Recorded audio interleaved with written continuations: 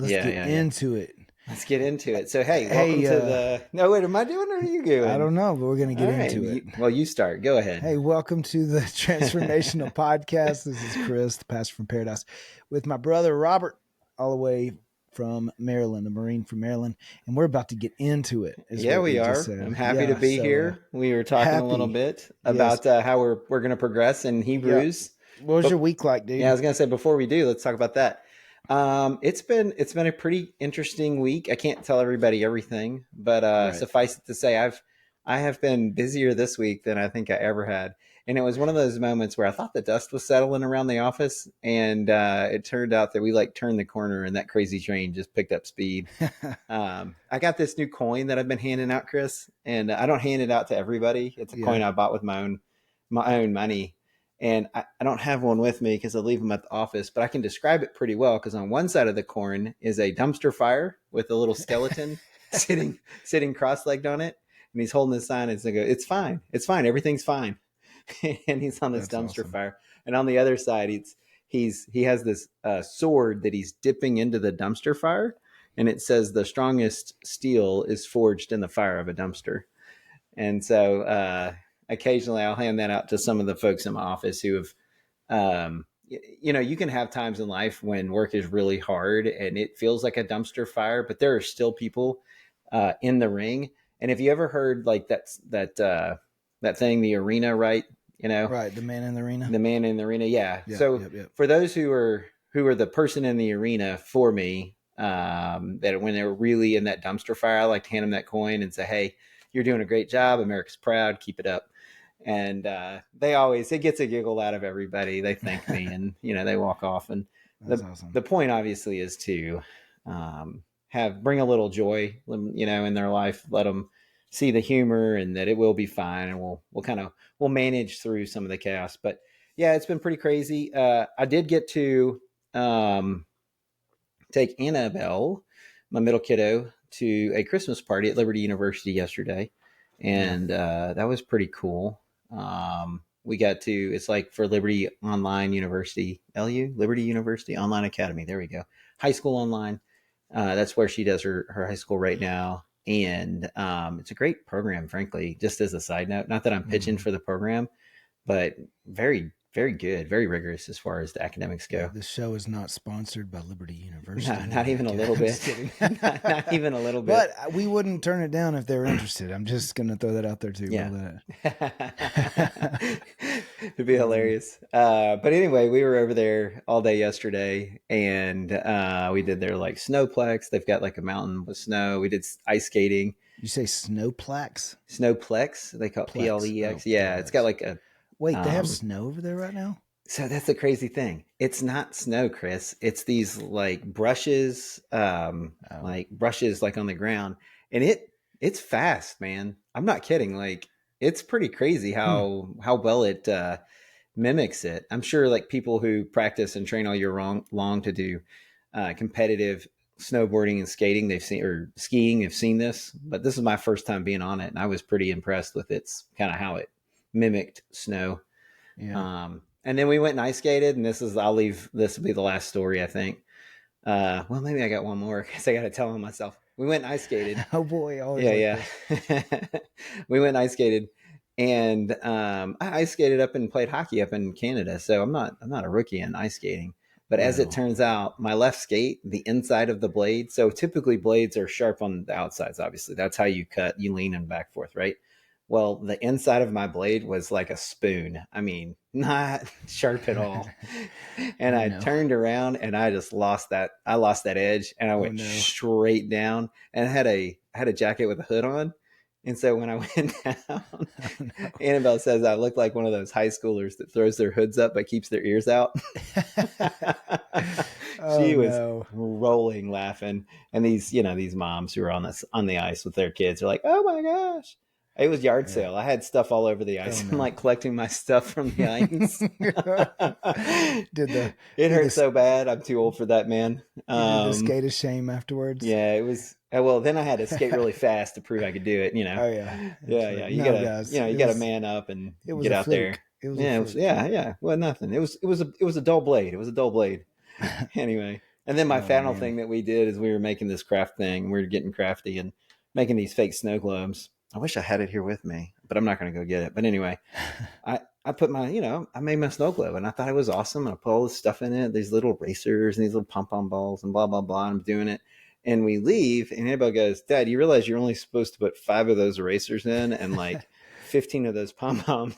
I had like 15 erasers. Oh no. And like 30 pom-poms. I didn't Oh know. no. Oh my gosh. And I was like, now wait a minute. You didn't know, but how did she know? Well, and that's what I asked her. I said, how did you know? And why didn't you tell me? Like, what were you doing? And I was like, I'm not saying I would have followed the rules, but I mean, at least I would have known I was breaking the rules.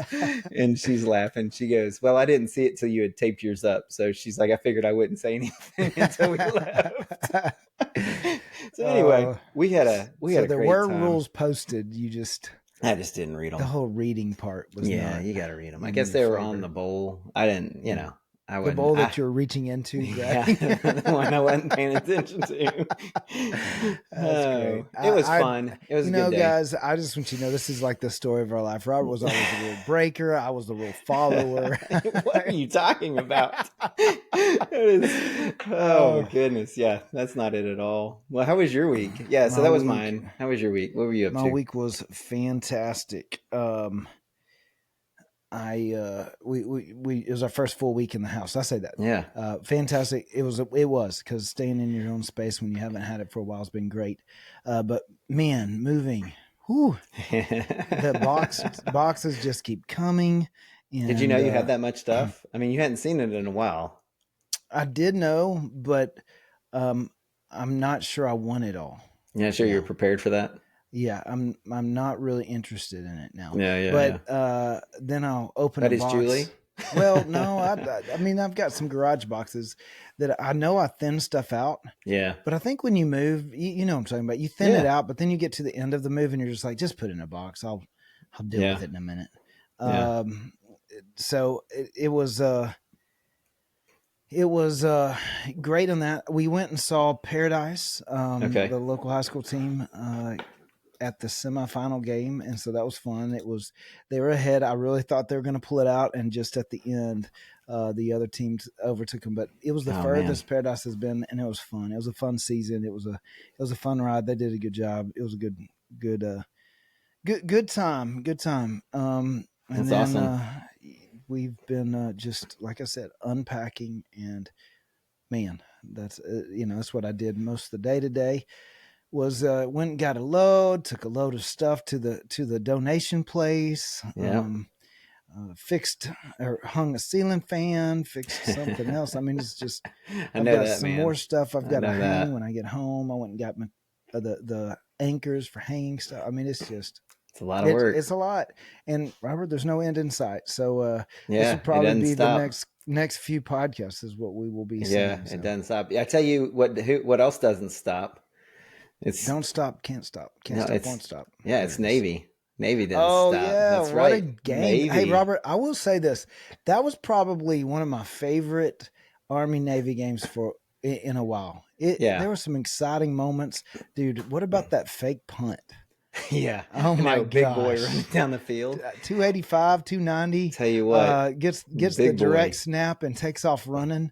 And I'm just telling you, just happy as all get out. Nobody wants to tackle that guy. No, do you see him? I don't think that guy, when he did fumble, I don't think he was like tackling him like that to knock the ball out. I just think he was scared to try to tackle him any other way. Oh yeah, you only tackle that guy below the belt. You do not try to tackle that guy up top. Now he's lucky. He's lucky that ball got recovered, because otherwise he would have. Yeah. That would have been a big bonk moment. Navy looked good today. Yeah, they didn't need extra time to beat their opponent, did they? Yep. No. Like A&M. Like my Ags. They just needed a little more time, dude. I'm just telling you. Yeah. I tell you what, man, I was re-listening to our podcast this week just because I had time, and going through, how we went through Hebrews last week. And I was pretty excited, not just with how that went out when we were talking about Abel, but I was actually excited to get kicking on Enoch this week, which is the next one. So I don't know if there's anything else you want to chat about before we kick it off, but Enoch's a pretty interesting fella. He is. Hey, do you know how you know if Enoch is at the front door? Because Enoching. Enoching. Oh Enoch's. my gosh. Yeah, that's how you know. There you go. Enoching. Yeah, yeah. I remember. Do you remember reading about Enoch the first time? Because when you read it, and we'll get through it today, but I was just curious if you have the first memory. time I read it, but I just remember every time I read it, I feel like I kind of go, man. What was that like? Yes, that's wild. Yeah, every time I read it, what must that have been like? And to walk in such close fellowship. So let's kick it off. It starts in Hebrews because we're going through Hebrews and we're going through the examples of faith. Great examples of faith is what it is. And I want to hit the first 3 verses again because I think that is the setup for all of Hebrews. So probably if you're listening and you're like, y'all going to do that every time? I might, because it refers back to those 3 verses. It's how the actual chapter was written. Yep. And so it starts with 11:1. Faith shows the reality of what we hope for. It's the evidence of things we cannot see. Through their faith, the people in the days of old earned a good reputation. I like that. The people in the days of old. Anyway, earned a good reputation. By faith, we understand that the entire universe was formed at God's command and that what we now see did not come from anything that can be seen. So that's kind of the setup. And then it talks about Abel, and then we're going to hit Enoch here. And it says in verse 5, skip into verse 5, it was by faith that Enoch was taken up to heaven without dying. And then it quotes Genesis here. So I'm going to start over again. Sorry, I got distracted because of the quote. It was by faith that Enoch was taken up to heaven without dying. He disappeared because God took him. I'm sorry, what? I'd like to report a kidnapping. Right? Suspect. Yeah, it says God. And this is the best part. For before he was taken up, he was known as a person who pleased God. That makes me cool. That gives me it gives me chills. Yeah, what are you known for, right? I know. Yeah, we'll get into it. And then verse 6 it says, and it is impossible to please God without faith. Anyone who wants to come to him must believe that God exists and that he rewards those who sincerely seek him. I love that. Yeah. And it goes on and gets into the next person. So it's kind of cool that follows the Enoch deal because he disappeared because God took him. He was known as a person who pleased God. And it's followed with it's possible to please God without faith. But if you come to him, God rewards those who sincerely seek him. I mean, that's pretty cool. It follows this deal of saying, man, Enoch pleased God, and look at this. Yeah. Well, so that's the kind of the thing that's interesting, right? It says he pleased God, and it's almost like the writer was going, hey, just in case you were wondering how you please God, let me spell that out for you. This is what it looks like to please God. Yeah. And it says it's impossible to please God without faith. And then it goes on and it says anyone who wants to come to him must believe that God exists and that he rewards those who sincerely seek him. I think that's an interesting kind of caveat there. But let's jump, because it all is in the genealogy in the back in Genesis 5:24. Yep. And before we get there, I wanted to kind of tease out one more thing here. Go ahead. He was known as a person who pleased God. I think that's interesting. And I think the Genesis does get into that. But they don't, it doesn't go quite into it the way it does here.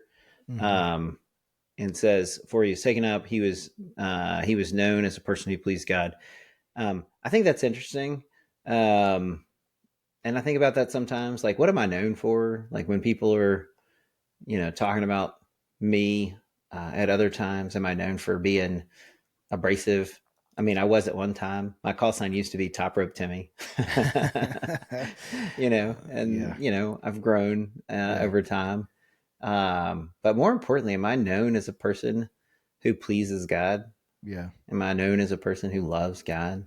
Robert, that's interesting because I think a lot of times we're known for a lot of stuff. I mean, I'm often known as a guy who is an Aggie fan, or I'm known as, Barrett and Brock's dad, or, there's been times that I've been known to be the loud guy in the stands, or the passionate coach, or the right. Yeah, Hillary won't sit with me at soccer games anymore. Yeah. She's like, I'm not sitting by you.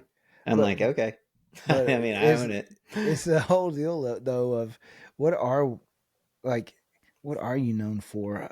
And because I think it matters. It absolutely matters. What are you known for? Because that just tells you what kind of impact your life is having. What kind of story your life is painting. And you remember what Dad used to say to us when we were growing up, right? Know who you are and whose you are. Is that the one? Yeah. Know who you are and whose you are. And his point for those, for our friends who are like, well, what does that mean? We know what it means, right? Because we had it told to us pretty much every time we left the car or went somewhere or did something. It was, remember who you are. You're a Hearst. In other words, you represent your family. You represent the family name. So please represent it well. And then know whose you are. And he was always reminding us that we belong to God. And I thought how fascinating now as I've gotten older and have kids, right? How, what a great lesson to teach your kiddos that they don't belong to you. And that feels weird because they do belong to you, but they don't. They belong to the Lord. And we simply have an opportunity to raise them up in the way that they should go. So when they're old, they won't depart from it.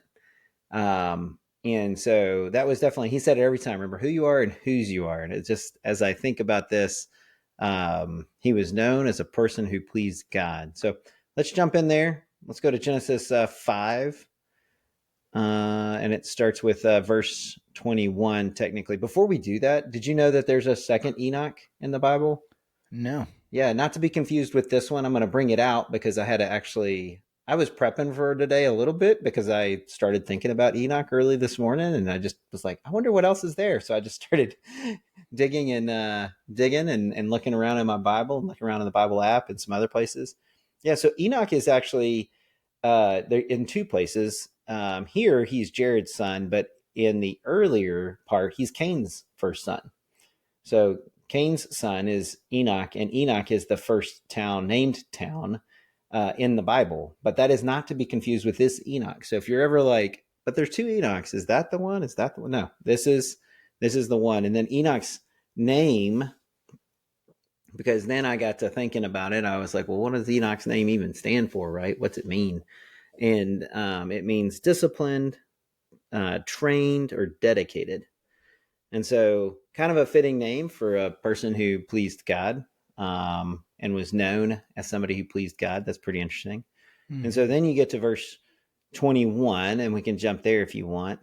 If you want to read it, you can. It kind of starts at 19, but still it's not really doing anything more than talking about Jared. This is a genealogy, which is a fancy word for basically a list of descendants starting from Adam and kind of going down. Right. And Enoch his story picks up in verse 21. Most of the ones here, if you were to go read it, is just like, this person was the father of that person. They lived this long and then they died. This person's the father of that person. He lived this long and then he died. Right. There's a pattern. Yeah. Then Enoch breaks that pattern. So why don't you read it? So just 24. What did we decide there? I'd hit 21. 21. Okay. Oh, sorry. When Enoch was 65 years old, he became the father of Methuselah. After the birth of Methuselah, Enoch lived in close fellowship with God for another 300 years, so he's 365 years old. And he had other sons and daughters. Enoch lived 365 years, walking in close fellowship with God. Gosh, every time I read this, it makes me laugh. Then one day he disappeared because God took him. Now, at 365 years old, you might think, well, what if he just died of old age and no one found him?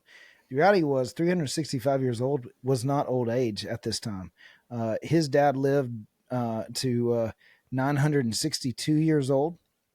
Yep. And his son Methuselah, who is the oldest known recorded person, lived to 969 years old. He lived roughly less than a third, but as long as those two and those ahead of them also lived basically around 900 years old. So at 365 years old, he was still a spring chicken. He was. He would have been probably in his late 20s, 30s in our time. Yes. That's really where he'd be in some ways. It says, which I think that's an interesting observation, right? Because typically when we see someone in their 20s and 30s who their life was taken they're gone so soon. And yet here Enoch is. It's also kind of interesting because that's a little bit, it's still, that's in the range. That's in the range of when our Savior departed, right? That's right. So very interesting. What's also interesting is you see a lot of 900 years here. And, I would think let's just call it out, man. That's kind of weird. It's kind of crazy. 900 years, really? Somebody lived 900 years. And there's no way to like scientifically put our finger on why 900 years, because that's just, we don't have people who live 900 years. We do have a few instances in the Bible where God says, I will not contend with man this long. I will reduce the number of his years and I'll bring him down to 120. It'll be his max years. That's after this time frame. It's actually just around the time of the flood. So he says, I'm going to reduce the years of man to 120 years. So there is reason to believe, based on that they were really living 900 years. And then even in Psalms, it says a righteous man or man will live 60 years, three scores, and they'll get an extra 10 years if he's extra righteous. And he'll get to 70. So there's these kind of waypoints. So when the Bible speaks to age and speaks to years, it doesn't speak in hyperbole. That's kind of the point here. And so when it says 900, I'm telling you right now, I believe it. I've heard some call it scientific, not conjecture, but like hypothesis of maybe pre-flood. There was pre-flood was maybe a what do you call it? I got a siren going outside my house right now. It's really distracting me. I hear it. I was actually taking my ear out because I was like, is that here or over there? No, it's over here. It's like driving me nuts. We're not in the ghetto, but we're pretty close to where shots could be fired at times. So luckily we're in like the redneck area. But anyway, back to the hypothesis on why 900 is that pre-flood, there was a hypothesis. It was like a biodome, or even like a what do you call those, hyperbaric chamber, like a hyperbaric chamber. And if you know anything about a hyperbaric chamber, your body doesn't degenerate as fast inside of a hyperbaric chamber. It actually is why it's used to heal people too, because it helps with people with healing. So anyway, I don't want to hang out at 900 that long. I just want folks to kind of like get it in their brain that there is nothing other than your own preconceived notion of life that says you can't make it to 900. I'm just saying. I mean, now we can't necessarily, but yeah. Well, definitely can't now, because God basically said, I'm limiting man to 120. Yeah.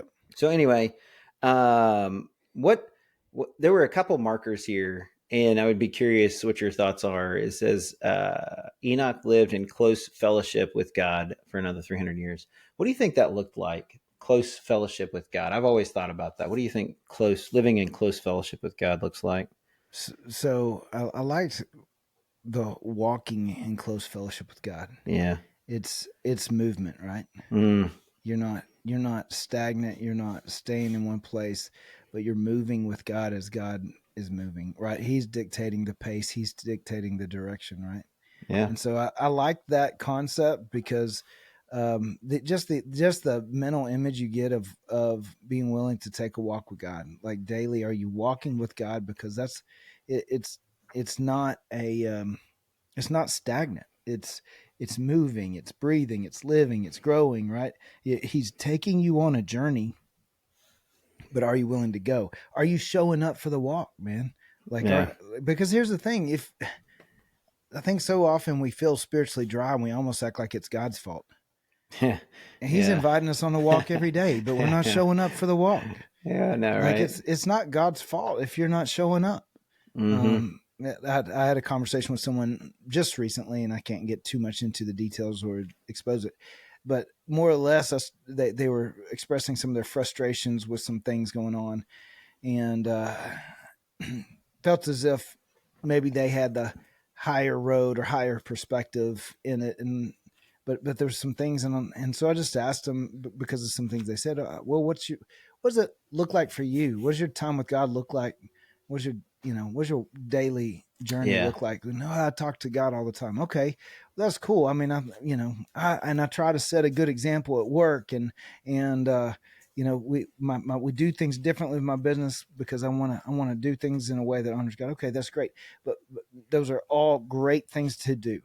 Yep. My question is, what does it look like to grow in daily? Are you spending time in Scripture? What does that look like? Well, I'm not really consistent in that because I'm not like you guys at the church where this is your job, and I do that.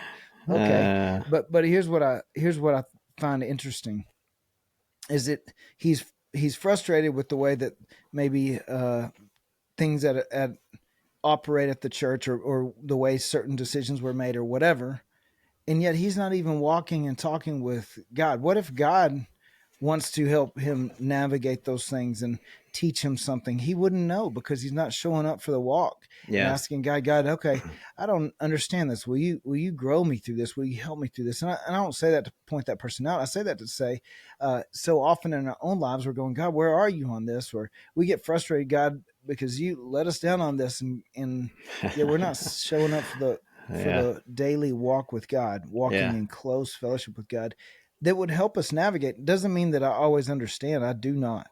Yeah. But it does. There's something about the daily walk that helps you go, okay, how are you going to, I don't get this, but I'm waiting to see how you're going to navigate this, how you're going to carry us through this, or how you're had going to that change discussion with him yesterday where I was like, all right, Lord, I was like, I was expecting this outcome and that is not what happened. And I'm not going to lie. I don't know if you didn't answer me or you did answer me. I'm a little confused and I'm feeling a little bit, maybe dejected, maybe a little bit left out. And I was like, because I can't see and I can't understand it. But as I was sitting there kind of just mulling over it and thinking about it, I was like, but I do trust him. I do trust him. And so it was funny. It hit my head. I was like, maybe this is like a Red Sea moment. Maybe it's a Red Sea moment. Maybe God's got me next to the Red Sea. He's like, hang on. Not only do I want to rescue you, I want to make it really bad before I do. And like, maybe this is a Red Sea moment. But I think another way, you talked a little bit about work and stuff like that, just because you were talking about the friend. But I think another way where we talk about walking and moving with God and that close fellowship, what that looks like is where you're daily throughout the day, not just daily, like throughout the day. Lord, help me with wisdom here. What am I supposed to say? What am I supposed to hear? I will be in meetings. I was in one this last week and it got unexpectedly spicy. Just their emotions kind of flared. And I was kind of the senior person in the room. It wasn't my emotion that flared. I was like, huh, okay. And I was like, Lord, help me hear. Help me hear what it is that this person's trying to say, because they wouldn't be this way if they didn't feel like they were being heard. So help me hear. What are they trying to say? Give me the wisdom to hear it so that I can understand it, and then they can feel heard. And so, because they may actually have something really important to say, and I just might not be tracking what they're saying, or whoever else in the room, right? And so that's one way, the walk in that kind of that movement with the Lord. Another way is even multiple times this week, circled up with a guy in my office who I know is a Christ follower. And I was like, hey, I'm going to shut the door real quick. He's like, okay. I was like, I think we need to start today with prayer. I was like, we both need wisdom. And he laughed and he's like, yeah, I'm not going to say no to that. And so I say that to say that's what that walking in close fellowship, I think, practically looks like. Robert, and I love that to hear that from you, because I think a lot of people just like that person this week, well, I'm not a pastor like you, so of course you do that. And here's the deal. I don't study the Bible. I want people to know this. I don't study the Bible because I'm a pastor. Yeah. I study the Bible because I have a relationship with God, and God speaks to me through his word. That's how he renews my mind. That's how he changes the way I think, which changes the way I live, which changes the way ultimately that I experience God and I experience life through God. And so it's one of those things of going, I love it when I hear someone who, and I love that you share that, because I do think a lot of people, a lot of times hear a pastor preach and they think, well, you're a pastor, of course, think that way, or of course that's what you do because you're a professional Christian. You get paid to be a Christian, right? It's like, no, that's not the way it is. I can promise you this: like I wouldn't be a pastor if God didn't tell me to be a pastor. I would go do something else. And I don't mean that because there's something wrong with being a pastor. I'm just saying You have to be called. You have to be called by God to do this, or the weight and the weight of the responsibility, the weight of the job, the weight of the battle, the spiritual battle that you go through daily. You just look up and go, listen, if I'm not called to this, I'm going to go sell insurance and shine my light bright in the insurance world or something. I don't know, but that's the thing. I think you brought out, and I want to hit that, but we'll jump back into Enoch. But just because you hit a tangent on the spiritual battle piece of it, I in the same way that studying God's word and living with Him, walking with Him, living in close fellowship with Him, in the same way you can do that as a pastor, as you can do that in regular work. If you're starting to make a difference, if you're starting to move the needle for the Lord, I don't care who you are, you're going to have Satan come against you. Yep. He's going to push back against you. I mean, we haven't talked about it, and I'm not going to complain about this. I just want to say this because this is real life spiritual warfare, right? It's the fact is that Facebook and Insta, the meta universe, shut down our ability to promote our podcast and everything else. And because we violated community standards, which is really hilarious because I have yet to violate. I would let a 3-year-old watch this. Right.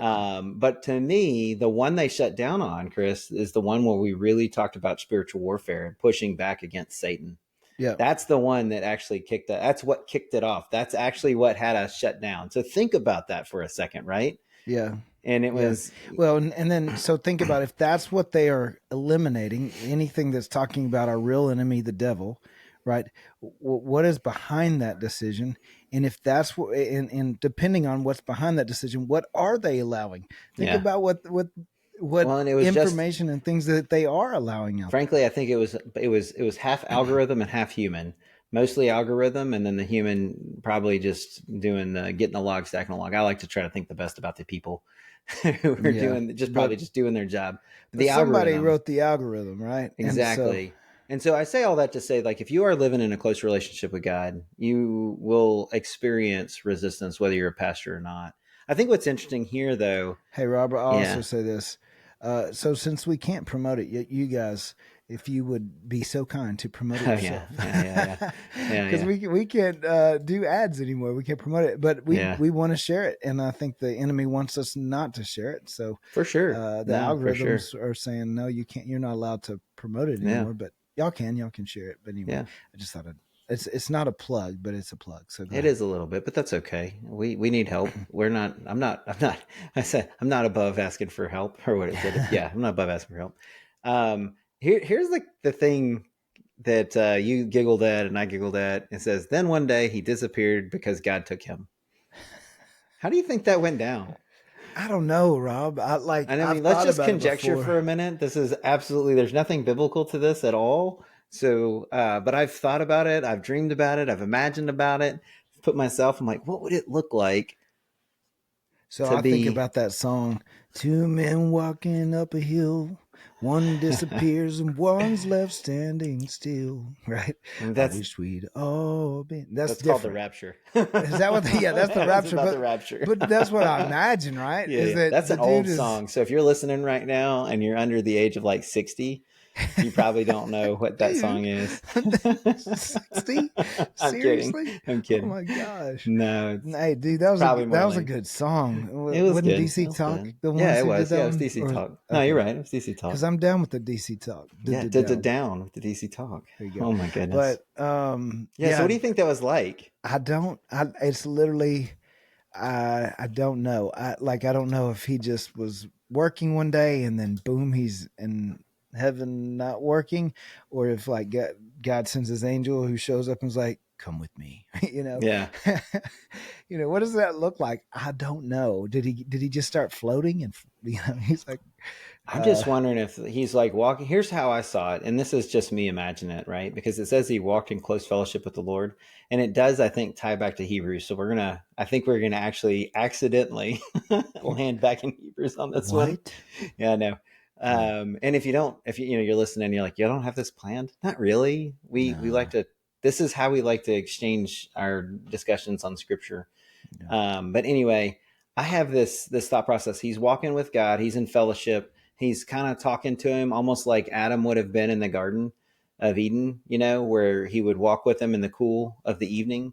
Mm-hmm. And so he's having this conversation with the Lord, and he's like, God, like, I don't feel like I want to die. And, if we can skip that part, that would be fantastic. I'd probably like to not die if that's okay with you. And I think the Lord's like, all right, well, I mean, you can come with me now. And Enoch's like, sure. And then next thing you know, he stepped literally, not figuratively, literally stepped into eternity. Yeah. And I just wonder what that was like for his family. I mean, I know for Enoch, we read it and go, man, that's super cool. Yeah. Right. But at 365 years, he still would have been considered young. And so there's a part of me that goes, okay, but what was that like? Yeah, because he didn't outlive his dad. No. I mean, just to put that down. Like, yeah. It's really cool on this side looking and going, wow, he got to just go with God. Yeah. But probably the human side, that probably had to been tough a little bit of where did he go? Where did Dad go? Where did my son go? And I wonder if God told him. I don't know. Yeah. Somehow someone knew. Yeah. What's really cool is 1 minute he disappears, and the next it says it's because God took him, right? Yeah. And so because he was known as somebody who pleased God, I think that was part of it. And if you go back to the Hebrews side of the house here, and actually before we do, I just want to take a quick I'm just chase a rabbit for a second, if that's okay. Yeah. One else extra thing about Enoch, because I think it's fascinating. Enoch was in the line of the line of Jesus. So Enoch is an ancestor of Jesus, as told by Luke 3:37. But anyway, that's just a thing. He walked with God. He went to be with God, and then he's also in the line of Jesus there. But he was the great grandfather of Noah. Yeah. So if you go back to Hebrews, I find this really interesting. So these folks he is known. No one's actually even talked about that. The fact that they're walking with God as you go through this genealogy. It's just lived, have this kid, lived, have this kid, lived, had this kid, died, lived, had this kid, died, lived, had this kid, died. This is Enoch, who walked in close fellowship with the Lord. And he's kind of an oddity in that sense, because it said he walked in close fellowship with the Lord, which is we can experience because we have the Holy Spirit. Mm-hmm. We have something with us. So I've always wondered kind of what that looks like for him. But if you go back to Hebrews, it makes sense, because it says through their faith, back to Hebrews 2:11-2, it says through their faith, the people in days of old earned a good reputation. Mm-hmm. So Enoch clearly had faith in God. And it's like it's coming full circle here. You get to Hebrews 11:6, and it says it's impossible to please God without faith. And so it was the fact that he had faith in God that actually, from his close walk and his close fellowship with God. And so is the reason why it pleased him. Hear the deal of you without faith. What does it mean to have faith? Like, what does that look like? That is a hope for evidence and things we can't see. That's actually verse 1. Right. But what is that? But it says is by faith they earned a good reputation, right? I was actually going to say this about that is I think you have to have a close relationship with the Lord. I think you have to be walking with God to really be able to have true faith, understand that faith. Because when you walk with him, then you start to be able to trust the thing that's done. You're able to say, I don't understand. I don't get it. This makes no sense. I prayed for this. You gave me that, but I trust you. Yeah. I trust you. And I think about it, right? Because it says, I was reading this piece here earlier today. It says that he rewards those who sincerely seek him. And I think about the number of missionaries and martyrs that we've had over time. And I'm thinking to myself, as I read that, I'm like, what reward? They're probably thinking in this life, what reward are they talking about? Yeah. I'm literally getting burned alive here. I'm getting crushed to death, or I'm getting hacked to death with a machete, or getting shot up in Africa. This is still going on right now. And they're probably like, what are we talking about? But it's the faith in the things unseen. It's the faith in eternal life. It's that walk with the Lord. And if you ever have read the Book of Martyrs, which I have, incredible stories of folks who follow the Lord all the way into eternity. So here's what I would say. Faith should affect the way you live. Absolutely. It's by a good reputation. It wasn't a reputation because of the things he said, or because of religious behavior. It was because of his relationship with God that he, it shows, right? Faith shows the reality of what we hope for. It is evidence that we believe that there's more than the here and now, that God is in control, that he's over all, he's in all, and that he is king, that he's Lord. And so it should impact the way we live. It should affect the desires of our heart, that we're able to begin to let God have the desires of our flesh and go, God, if it doesn't honor you, then I don't want to do it.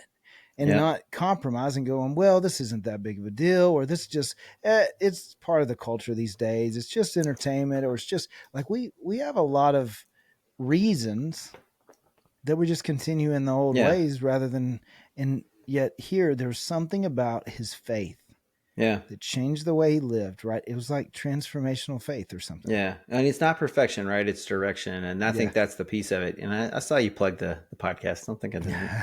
I'm proud of myself. And and it's funny, you talked a little bit about change the way he lived. He was also known, and I didn't think we were going to go here, but it is the last place that you can find Enoch if you're looking in the Bible. He's in the book of Jude. It's a one chapter book. So if you ever want to read a chapter of the Bible, read an entire book of the Bible, and you want to do it really fast, read Jude, because it's only one book or one chapter. It's not the shortest, I don't think. But anyway, he's in here and he's listed as a prophet, that he prophesied to the people at the time. And so he wasn't just known because of this kind of tangential, he was known because of the good things he did. He was actually telling people about the Lord. He was prophesying about God. He was telling others, the good things. And frankly, he was in this case in Jude, if you look at it, he talks about how he was prophesying judgment for those who don't follow the Lord, and as almost a warning for those who aren't following God. He says this in Jude 1:14-15. See, the Lord is coming with thousands upon thousands of his holy ones to judge everyone and to convict all of them of all the ungodly acts they have committed in their ungodliness and all the defiant words ungodly sinners have spoken against him. Now, I don't know what translation it is because of what basically the link that I followed to get here. But okay. But that being said, he was saying, he's talking about the way you live your life. God is coming. That's the second coming of Christ. And he's telling about this. Wow. This was before the flood that he would have been telling about this, right? Yeah. He's telling of the second coming of Christ before the flood even happens, which is because he was walking with God. He had a relationship with God. It did change the way he lived daily. So, if you're thinking about Enoch, hopefully you're reading the Bible daily. Hopefully you get into those Old Testament stories. They are really cool. Even the genealogies, hopefully you can see that there's part of these genealogies. Sometimes, Chris, I'll read them and I'll skim down, especially if it's born. He's born, here's his kid, and then he died. I'll skim down that pretty quick. But if I see anything more than that, I'll stop. I'll go back and I'll read it again. And every time I read Enoch, I'm like, man, what would it be like not to be taken up? Because I don't think that's realistic for me. I won't be found righteous enough to be from this life to the next. But I do sincerely sit around and think to myself, what would it be like to walk with God? What would it be like to live in close fellowship with the Lord, so that if and when my time does come, if it comes earlier or it comes later in life and it's time to cross the Jordan and I enter into his presence, the people who are behind me, the people that'll see me soon, hopefully, are on this side going, you know what? He was a person who pleased God. That's what I want to be. I actually said on my tombstone, I say this to even my small groups. I want it to say he fell forward. Yeah. It's not about perfection. It's about direction. In other words, man, I was running hard after him. If I stumble, man, I want it to be face first, because I want to be running hard after him. And so I think as you think about Enoch and you think about this podcast, Those are the kinds of things you should start considering, not just your time with the Lord, but even like you have the ability to walk in close relationship and go on that journey that Chris was talking about earlier. And so if you were to pull us to an end here, because we somehow went long on Enoch, which is fun. Who knew? Who knew? I didn't see that There wasn't coming. even that much about him. I know. Hey, here's the thing I'd say. Regardless of what your vocation is, are you doing your vocation, whatever God's called you to do, in such a way that causes people to look at your life and go, that person has a relationship with God, or that person is living to please God? He earned a great reputation. How? By living out his faith and walking with God. God's inviting you on a walk every day. Will you show up? Amen.